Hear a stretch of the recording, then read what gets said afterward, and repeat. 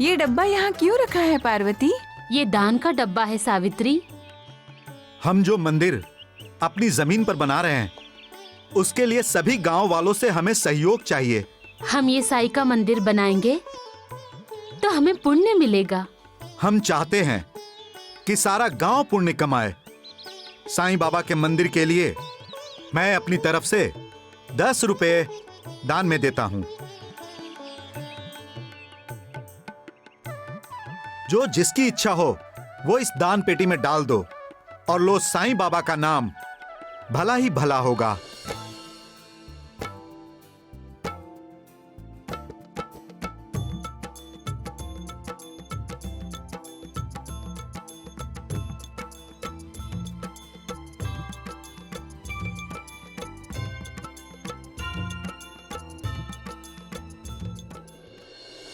मालिक, ये तेरा इंसान कब तक दूसरों को रुलाकर खुश होता रहेगा? कब तक अपनी ताकत के बल पर दूसरों को सताता रहेगा? कब तक दूसरों के दुख में अपना सुख ढूंढता रहेगा? कब तक? इसे समझाओ मालिक, ये दुनिया शाश्वत नहीं है, हमेशा रहने वाली नहीं है, और ना ही इंसान हमेशा के लिए रहने वाला है। सब नाशवान है, सब नष्ट होने वाला है। जिस ताकत पर वो ऐंठता है, दूसरों को धमकाता है, उन्हें दुख पहुंचाता है, उनकी वो ताकत नहीं है, उनकी कमजोरी है। हाँ, किस बात का घमंड है उसे? अपने पैसों की, अपनी जायदाद की, अपने नौकरों की, अपनी सेना की, या अपने खुद के बल पर? ये बल सदा नहीं रहेगा। न पैसा सदा रहेगा, न जमीन जायदाद, न नौकर चाकर, सब छोड़ जाएंगे उसका साथ। क्योंकि यहां वो जो बोएगा वही काटेगा। नफरत बोएगा तो नफरत ही मिलेगी, उसे प्यार नहीं मिलेगा। न पैसा, न जमीन, न जायदाद, न नौकर, न चाकर, कोई उसे नफरत के बदले में प्यार नहीं दिला सकता, क्योंकि इन सब का इस्तेमाल उसने अच्छे के लिए नहीं किया। उनके द्वारा उसके किए हुए बुरे कर्म भी उसी के कर्मों का हिस्सा बन जाएंगे और उसके अधोपतन में उसकी मदद करेंगे। मालिक, अपने इंसान को समझाओ मालिक, ये मानव शरीर का सदुपयोग करे, दुरुपयोग नहीं, क्योंकि ये मानव शरीर उसे बार बार मिलने वाला नहीं है।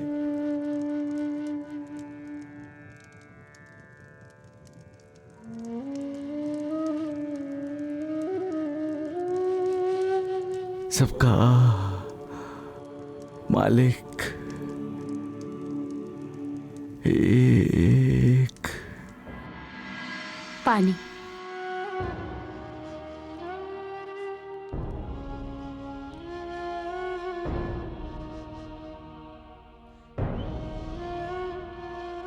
मुझे तो अब डर लगने लगा है। हम अपनी तरफ से जितनी भी कोशिश करते हैं, रुद्र प्रताप उसे बेकार कर देता है। मंदिर बनाना इतना आसान तो नहीं कि किसी की मदद लिए बिना मंदिर खड़ा हो जाएगा। हर चीज के लिए पैसा लगता है। लेकिन पार्वती, सब लोग अपनी अपनी हैसियत के मुताबिक पैसा देने को तैयार हैं। तैयार तो है, लेकिन रुद्र प्रताप उन्हें धमकाता है, डराता है। उसका रौब है गांव वालों पर। पार्वती, लेकिन उसका साईं बाबा पर तो रौब नहीं है ना। हमारी जमीन पर मंदिर बने ये स्वयं साईं बाबा की इच्छा है, और उनकी इच्छा कभी अधूरी नहीं रह सकती। पार्वती, आज तुम निराश हो गई हो, लेकिन कल देखना साईं बाबा ऐसा चमत्कार करेंगे कि उस रुद्र प्रताप से कोई नहीं डरेगा। सब लोग हमारी मदद करेंगे, सब हमें सहयोग देंगे और तब देखना हम सब मिलकर साईं बाबा का मंदिर बनाएंगे। हां पार्वती, साईं बाबा का मंदिर तो अवश्य बनेगा, मुझे पूरा विश्वास है। जय साईनाथ। जो मुझ पर विश्वास रखता है उसके विश्वास पर मैं सदा खरा उतरता हूं। बिना भक्ति के विश्वास नहीं होता और बिना विश्वास के भक्ति नहीं होती। जिनकी भक्ति में कमी होती है उनका विश्वास डगमगाता है। उनके पैर दो नाव में होते हैं और दो नाव में सवार इंसान कभी अपनी मंजिल पर नहीं पहुंच पाता। जो इंसान अपने सारे अच्छे बुरे कर्म और उसके फल मुझे सौंपकर संपूर्णता मेरी शरण में आ जाता है, उसका उद्धार निश्चित है। जब तक खुद को खोजोगे नहीं, मालिक को नहीं पाओगे। मालिक को पाना है तो उस पर पूर्ण विश्वास रखना बहुत जरूरी है। उसे अपना आसरा बनाओ, वो तुम्हारा आसरा बनेगा। उसकी तरफ सच्चे मन से देखोगे तो वो तुम्हारी तरफ देखेगा। उसका साथ दोगे तो वो तुम्हारा साथ देगा। याद रखो, वो अपने भक्त का साथ कभी नहीं छोड़ता, न दुख में न सुख में।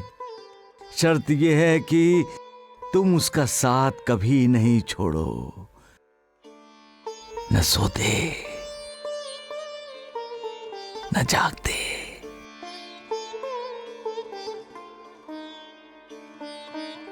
सबका मालिक एक।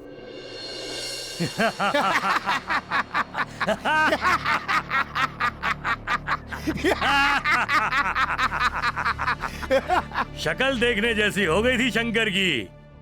जब एक एक करके सब चले गए तो उसे तो जैसे सांप सूंघ गया था। यकीन ही नहीं हो रहा था उसे। वो समझता था पुण्य कमाने के लालच में पूरा गांव उसके दान की पेटी भर देगा। परंतु सबसे बड़ा पुण्य तो आपकी आंखों से बरसा उन पर ठाकुर साहब। भीग गए सब के सब। मैं उसे इतना मजबूर कर दूंगा कि उसे अपनी जमीन मुझे बेचनी ही पड़ेगी। ठाकुर साहब, एक छोटे से गन्ने की फसल मेरे लिए उगा देना। मुझे गन्ने की गंडेरी बनाने और उसे चूसने में वो आनंद आता है, वो आनंद आता है जैसे साईं बाबा के किसी भक्त को साईं बाबा की भक्ति करने में भी नहीं आता होगा। तो ठाकुर साहब, गन्ने की फसल तो मेरी हो गई ना। हो गई, हो गई। नंदू, तेरी हो गई। इंसान कौन होता है दूसरे इंसान को मजबूर करने वाला? वो तो खुद मजबूर है अपनी नियति के सामने। उसके चाहने से दुनिया नहीं चलती है। ये दुनिया चलती है उस ईश्वर के हुक्म पर। वो जो चाहता है वही होता है। करता भी वो खुद है और करवाने वाला भी वो ही है। वही रिश्ते बनाता है, वही रिश्ते तोड़ता है। तोड़ना, जोड़ना, बनाना, मिटाना सब उसके हाथ में है, इंसान के हाथ में कुछ नहीं है। इंसान तो मात्र कठपुतली है जिसकी डोर उस मालिक के हाथ में है।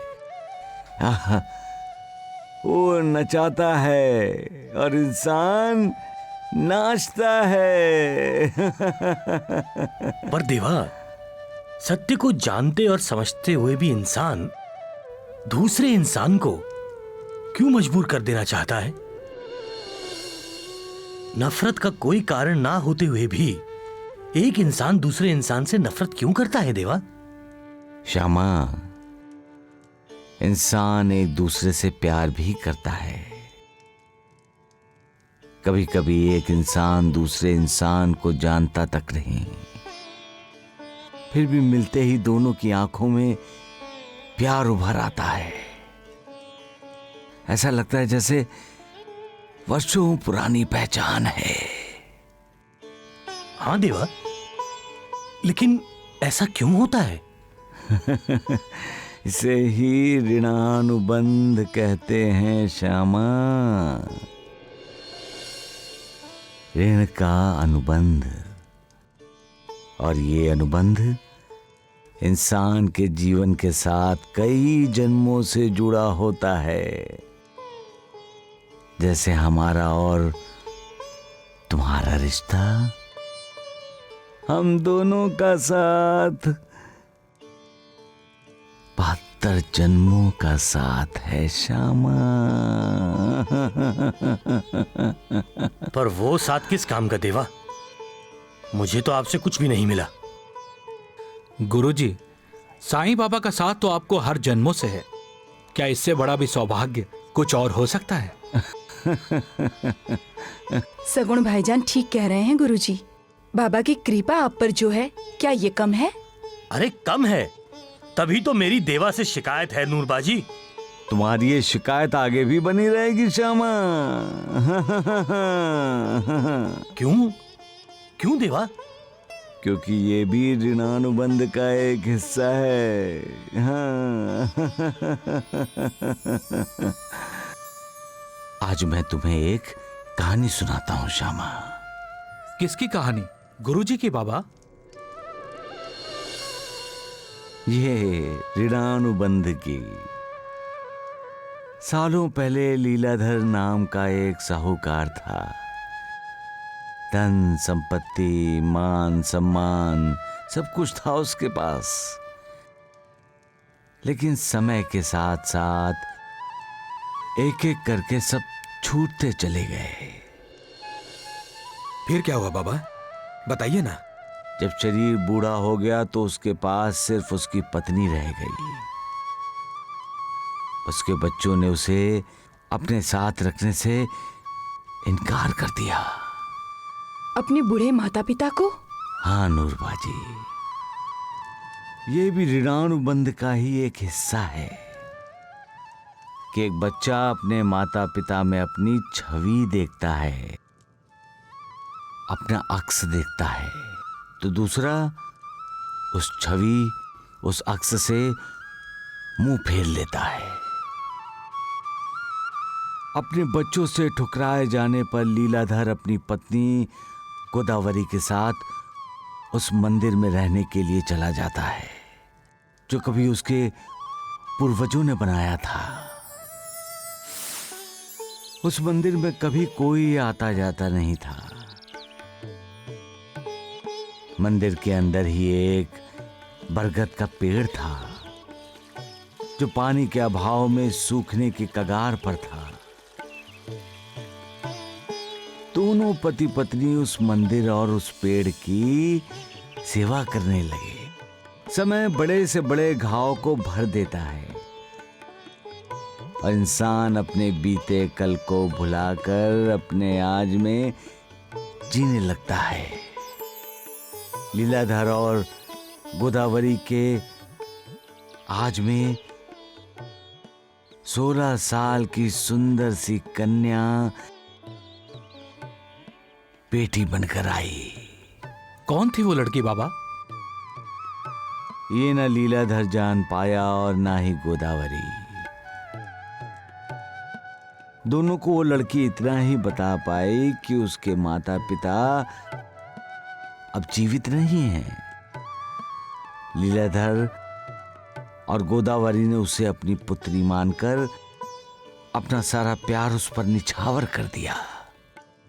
वहीं उस लड़की ने लीलाधर और गोदावरी को अपना माता पिता मानकर अपना जीवन उन पर निछावर कर दिया। वो बच्ची उस मंदिर की एक तरह से देवी बनकर आई थी। उसके आते ही मंदिर में लोगों का तांता लगना शुरू हो गया। बच्ची का लीलाधर और उसकी पत्नी गोदावरी के जीवन में आना सिर्फ सहयोग ही नहीं था, बच्ची का उन दोनों के जीवन में आना उस मालिक की बनाई हुई उसी ऋणानुबंध का एक हिस्सा था, जिसे ना लीलाधर और ना ही गोदावरी समझ पाए थे। एक रात जब तीनों मंदिर में सोए हुए थे,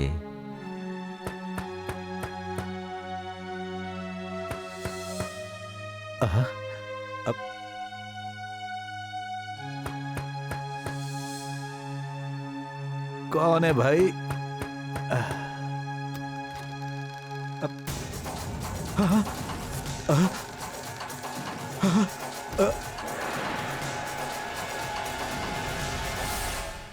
वो यमराज का दूत था और उस बच्ची के प्राण लेने के लिए आया था।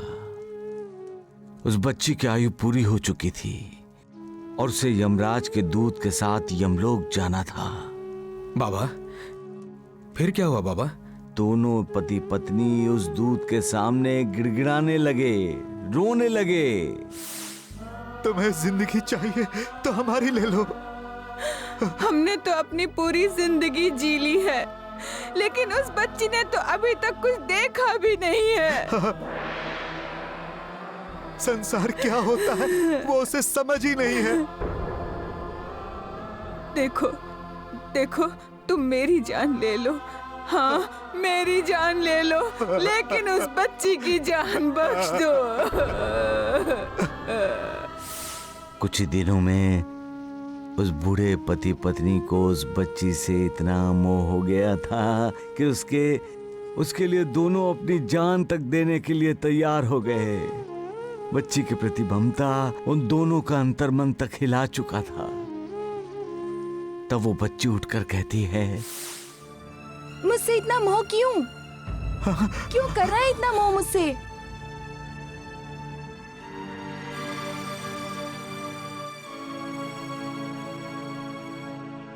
क्योंकि तुम हमारी जिंदगी में बेटी बनकर आई हो।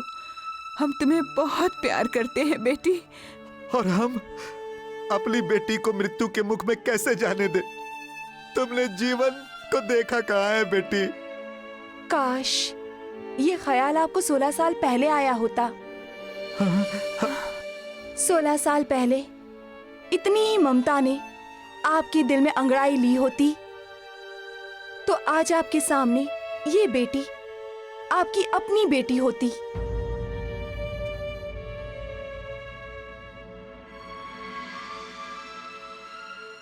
उस वक्त आपको बेटी नहीं चाहिए थी, है ना माँ? नहीं चाहिए थी, इसीलिए अपने गर्भ में मुझे मेरा गर्भकाल भी पूरा नहीं करने दिया।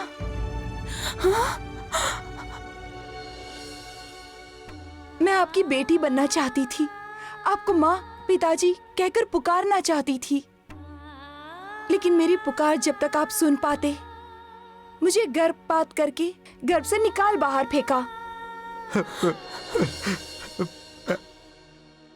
मेरी पुकार अधूरी रह गई। हमारा ऋणानुबंध था। मुझे आपकी पुत्री बनकर आपके ऋण को चुकता करना था। इसीलिए मैंने दूसरी कोख में गर्भ धारण किया और फिर आपकी जिंदगी में आई। अब हमारा ऋणानुबंध पूरा हो गया और मैं जा रही हूँ माँ। तू नहीं जा सकती बेटी, तू नहीं जा सकती हमें छोड़कर। नहीं बेटी। ये ऋणानुबंध है श्यामा, जो हम सब यहाँ बैठे हैं।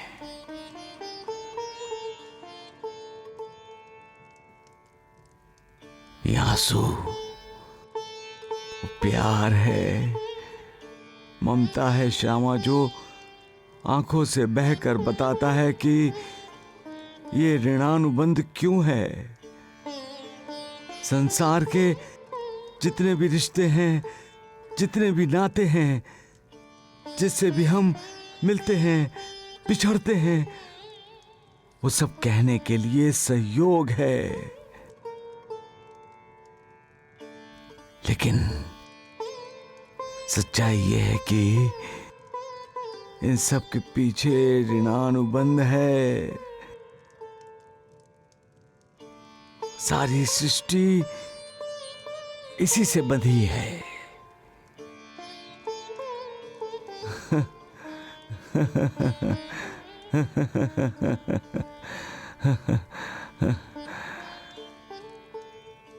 सबका मालिक एक।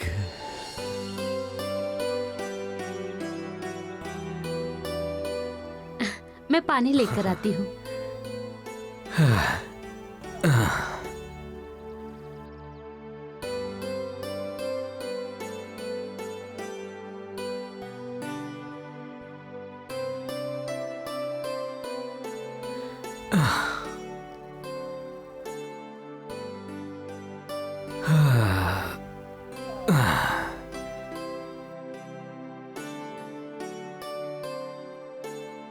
लीजिए, ये चिट्ठी आई है, देखिए। कलेक्टर साहब के यहाँ से है।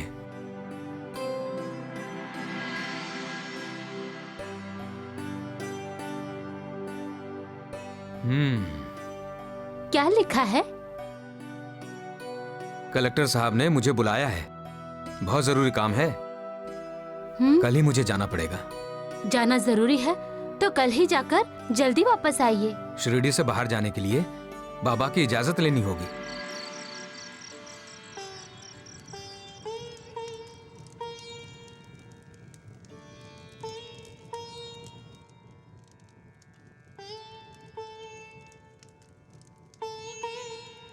आओ तात्या, आओ आओ बहू। मैं तुम दोनों का ही इंतजार कर रहा था। लेकिन हम तो बाबा।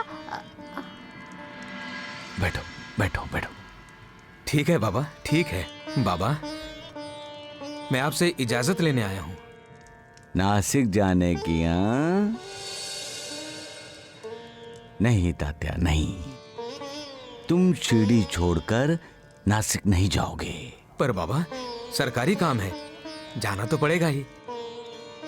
तुम्हारे ना जाने से काम नहीं होगा, ये तुम सोच रहे हो।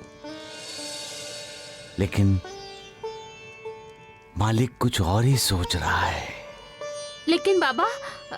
नहीं नहीं, तात्या नासिक नहीं जाएगा बहू, नहीं जाएगा। बाबा, जैसी आपकी आज्ञा।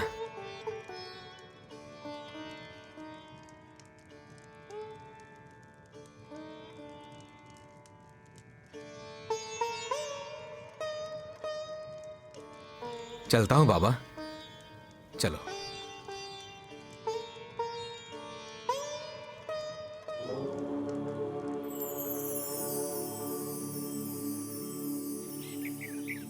आओ रे आओ भैया, चलो साईं के द्वार, दर्शन से सब कष्ट मिटेंगे, दर्शन से सब कष्ट मिटेंगे, होगा बेड़ा पार, होगा बेड़ा पार। किसी के मन में साईं भक्ति नहीं रही पार्वती, किसी के मन में नहीं। लगता है साईं बाबा ही नहीं चाहते कि हम उनका मंदिर बनाएं। चलिए, जैसे उनकी मर्जी। साईं बाबा की लीला तो साईं बाबा ही जाने।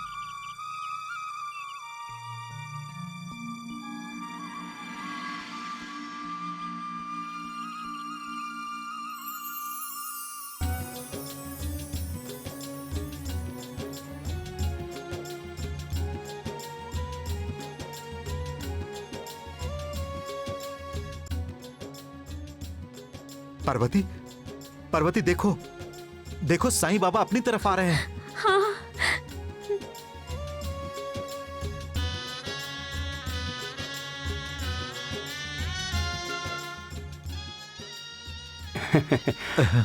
खुश रहो, खुश रहो।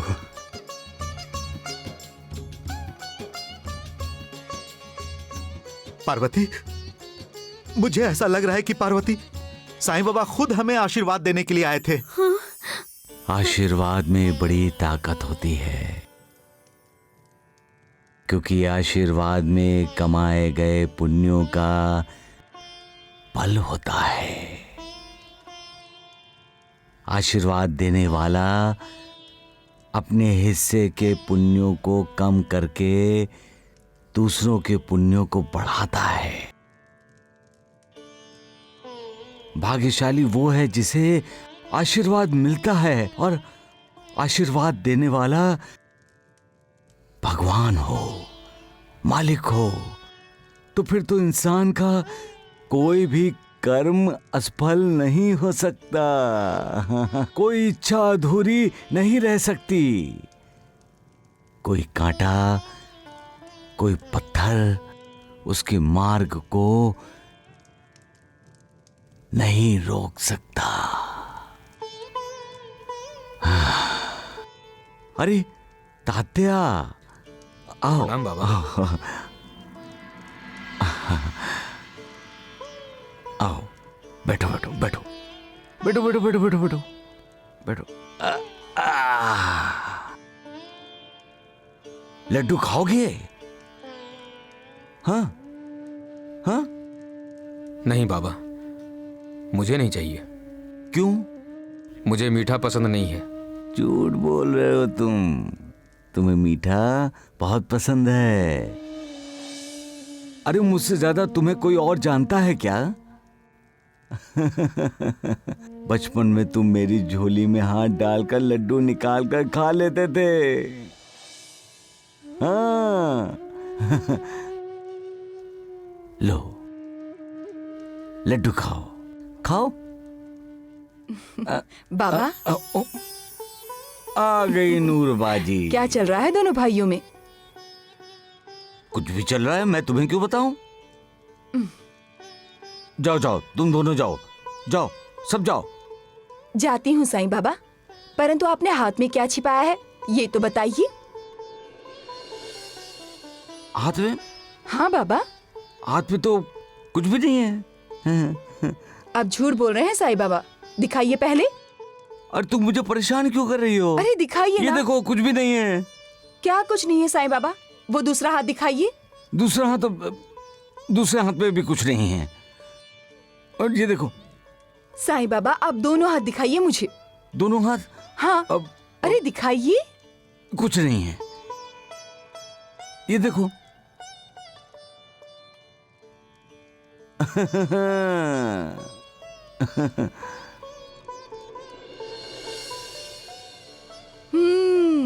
लड्डू। अरे अब तात्या के लिए रखा था मैंने। साईं बाबा, तात्या को दूसरा दीजिए। आज मैं बड़ी खुशनसीब हूँ जो मुझे आपके हाथ से लड्डू मिला। नहीं, मैं ये लड्डू तात्या को मैं नहीं दूंगी, नहीं दूंगी मैं। अरे अरे अरे देखा, वो तुम्हारे लड्डू लेकर खा गई। खाने दीजिए।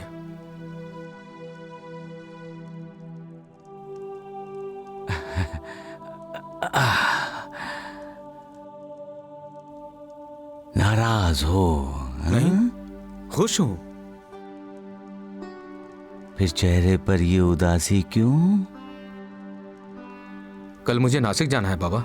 इसलिए तुम मुझसे नाराज हो? आपने नासिक जाने से मना कर दिया है, नाराजगी तो होगी ना बाबा। मैंने तुम्हारे हित में कहा है तात्या। बाबा काम महत्वपूर्ण है, जाना ही पड़ेगा। काम कितना भी महत्वपूर्ण हो, लेकिन तुम नासिक नहीं जाओगे तात्या। लेकिन बाबा, मैं तुम्हारा बड़ा भाई हूं तात्या। तुम्हारा भला बुरा किसमें है किसमें नहीं है वो मैं अच्छी तरह से जानता हूं, तुम नहीं।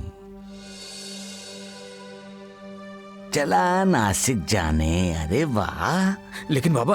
अरे बोल दिया ना एक बार, नहीं जाना तो नहीं जाना बस। तो ठीक है।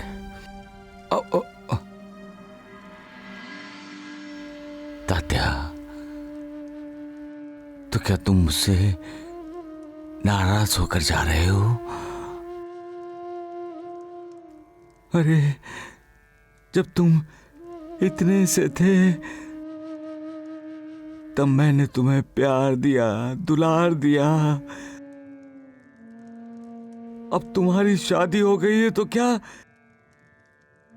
तुम अपने आप को बड़ा समझने लगे हो? तुम्हारा अभी भी बचपना नहीं गया है। तुम्हारे सामने गड्ढा है, तुम उसमें गिर जाओगे, इसलिए मैं तुम्हें सावधान कर रहा हूं। और तुम हो कि तुम कुछ समझ ही नहीं रहे हो। आप कितने जोर से डांट रहे हैं बाबा, पीछे सभी हंस रहे हैं। अरे मैं तुम्हें डांट कह रहा हूं, मैं तो तुम्हें समझा रहा हूं ना। ये आपका समझाना है बाबा? ठीक है, मैं जा रहा हूं। अरे तुम नासिक नहीं जाओगे, मैंने तुम्हें बता दिया बस। बाबा मैं नासिक नहीं, मैं घर जाने की बात कर रहा हूं। अरे तुम जाओ ना।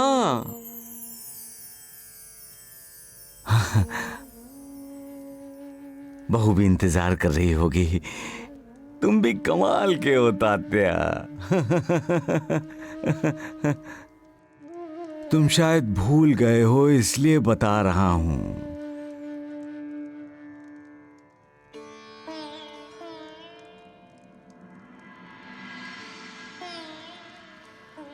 तुम्हारी जिम्मेदारी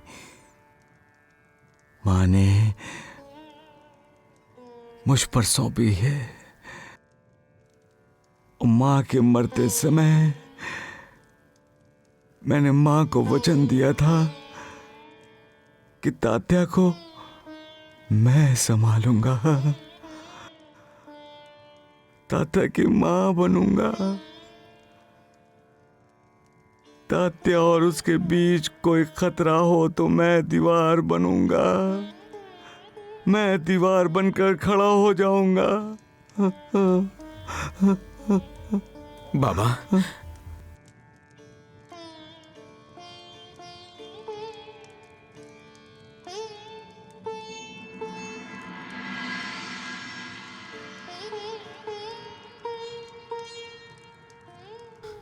तात्या पगले,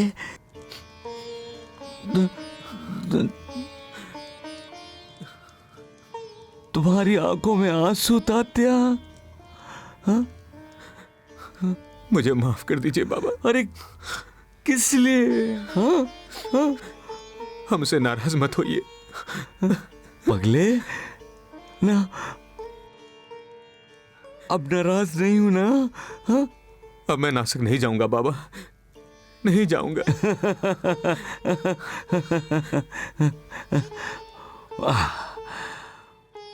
माँ कहा करती थी कि तात्या बहुत गुड़ी है। लो लड्डू खा लो। अरे खाओ ना, खाओ।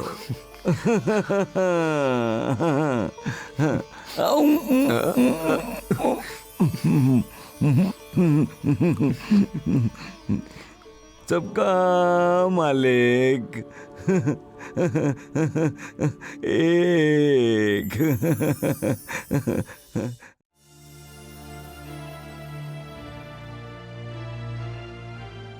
जल्दी से जाइए, आपको कल नासिक जाना है।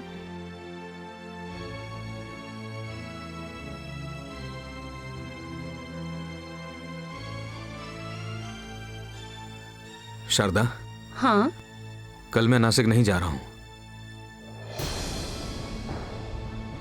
अचानक आपने अपना निर्णय क्यों बदल दिया? आज ही हम दोनों ने तय किया था ना कि आप कल नासिक जाएंगे। बाबा ने फिर से मना कर दिया है। तो आप बाबा से मिलने गए थे? वो रास्ते में मिले थे। शारदा, नाराज क्यों होती हो? आपके सवाल का जवाब देने की जरूरत है? देखो शारदा, बाबा का कहना आदेश होता है, मानना ही पड़ता है। साईं बाबा की बात अलग है। उनका ना कोई घर है और ना कोई परिवार। वो तो एक सन्यासी की तरह रहते हैं। हमारा ऐसा नहीं है। हमारा घर है, परिवार है। वो तो पैसे को तुच्छ मानते हैं। लेकिन आप तो अच्छी तरह समझते हैं कि पैसा क्या चमत्कार कर सकता है। मैं समझता हूँ शारदा। समझते हो तो व्यवहार में अमल क्यों नहीं करते? आपका नासिक जाना जरूरी है, ये तो आप मानते हैं ना? हाँ। आप अगर नासिक नहीं गए तो जमीन जायदाद का एक बड़ा हिस्सा हाथ से चला जाएगा, ये तो आप मानते हैं ना? मैं जानता हूँ शारदा, लेकिन मैं बाबा की आज्ञा का उल्लंघन कैसे करूँ, है ना? देखिए, शिरडी में सभी कहते हैं कि आपका जन्म साईं बाबा के आशीर्वाद से हुआ है।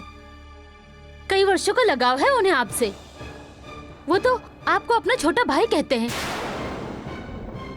और बाईजा बाई को अपनी माँ मानते थे। ऐसे में स्वाभाविक है कि उन्हें आपकी फिक्र हो। लेकिन आप इतने छोटे भी नहीं कि वो आपका ध्यान रखें। कुछ भी हो, आप नासिक जाएंगी। तो फिर साईं बाबा? साईं बाबा, अगर आपको बाबा की आज्ञा से ही अपने घर गृहस्थी चलानी थी तो मुझसे विवाह क्यों किया?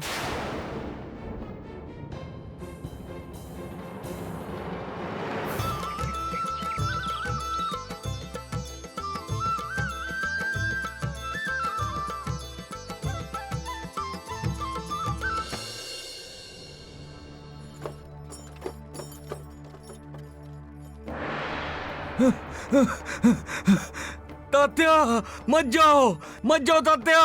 तात्या? तात्या? बाबा? तात्या, अरे अरे अरे, रोको उसे कोई। अरे रोको। हाँ, हाँ, हाँ, हाँ। रोको उसे, रोको। हाँ, हाँ, हाँ। क्षमा, नानावली, सगुन, वो तात्या पागलपन कर रहा है। उसे नासिक जाने से रोको। जल्दी जाओ, जल्दी जाओ, जाओ जल्दी। खड़े क्यों हो? जल्दी जाओ। हाँ, हाँ, हाँ, अरे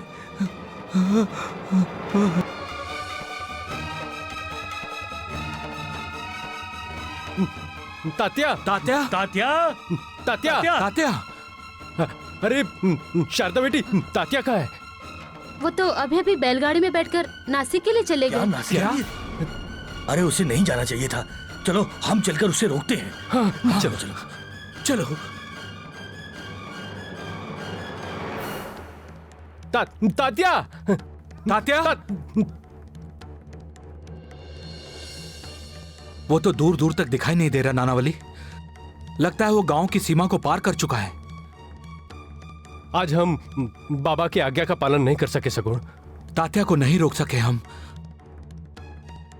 साईं बाबा ने हमें उसे रोकने के लिए कहा था। मालिक, भाईजामा, मैंने तात्या को रोकने की बहुत कोशिश की, लेकिन उसने मेरा कहना नहीं माना।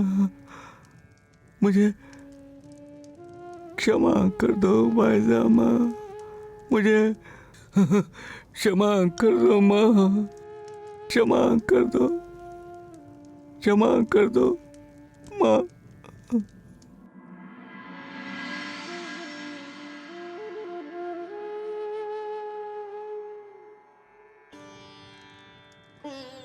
होनी को कोई नहीं टाल सकता।